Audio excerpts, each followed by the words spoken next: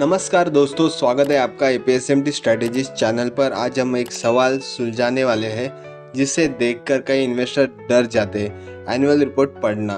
जब भी किसी कंपनी की एनुअल रिपोर्ट देखते हैं तो 200-300 पेज की मोटी किताब दिखती है और दिमाग चकरा जाता है। लेकिन दोस्तों, एनुअल रिपोर्ट को समझना मुश्किल नहीं है।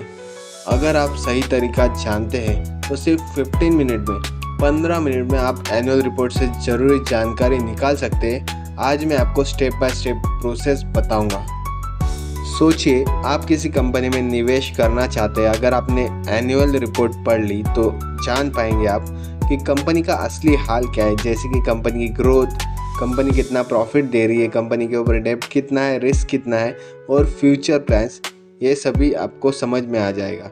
और यानी एनुअल रिपोर्ट एक कंपनी का एक्सरे रिपोर्ट है।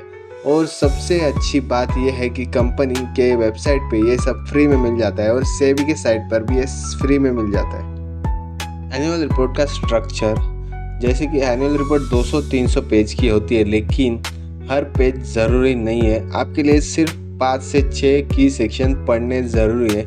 जैसे कि पहला है चेयरमैन्स और एमडी मैसेज, सेकेंड है management discussion and analysis, third है फाइनेंशियल स्टेटमेंट, उसमें आता है profit and loss, balance sheet and cash flow, fourth है नोट्स टू अकाउंट्स और फिफ्थ है ऑडिटर्स रिपोर्ट और सिक्स्थ है कॉर्पोरेट गवर्नेंस रिपोर्ट।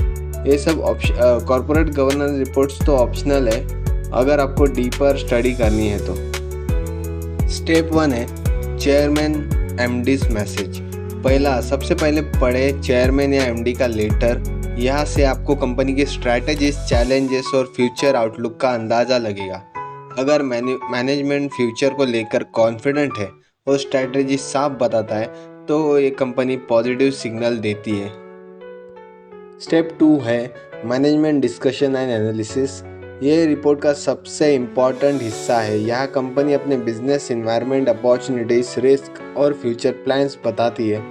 ध्यान दें इन बातों पर। कंपनी कौन से प्रोडक्ट्स और सर्विसेज से पैसे कमा रही है, कौन से सेक्टर्स में ग्रोथ दिख रहा है, क्या कोई बड़ा रिस्क है जैसे कि रेगुलेशंस, रॉ मटेरियल और कॉम्पिटिशन्स। ये पढ़कर आपको अंदाज़ा लगेगा कि कंपनी किस दिशा में बढ़ रही है। स्टेप 3 है प्रॉफिट एंड लॉस स्टेटमेंट। अब आते हैं नंबर्स पर। प्रॉफिट एंड लॉस ये आपको देखना है। रेवेन्यू देखे पिछले 5 सालों में कैसे बढ़ रहा है। नेट प्रॉफिट देखे लगातार स्टेबल है या गिर रहा है। प्रॉफिट मार्जिन देखे इम्प्रूव हो रहा है या नहीं या घट रहा है। अगर सेल्स और प्रॉफिट दोनों लगातार ग्रो हो रहे हैं तो पॉजिटिव सिग्नल है। स्टेप 4 है बैलेंस शीट। बैलेंस शीट से पता चलता है कंपनी कितनी स्ट्रांग है। उसमें से आपको की पॉइंट्स कौन से देखने हैं देखे।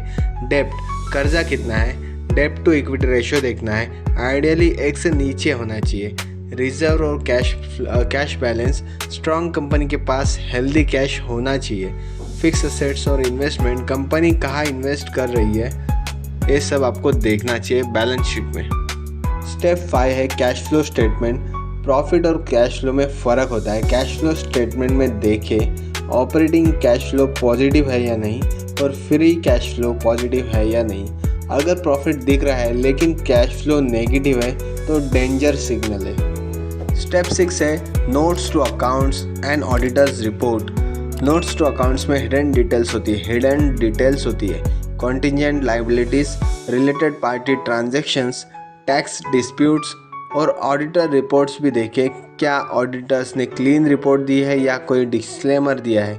अगर ऑडिटर ने नेगेटिव कमेंट्स लिखे हैं तो सावधान हो जाइए। स्टेप 7 है कॉर्पोरेट गवर्नेंस रिपोर्ट।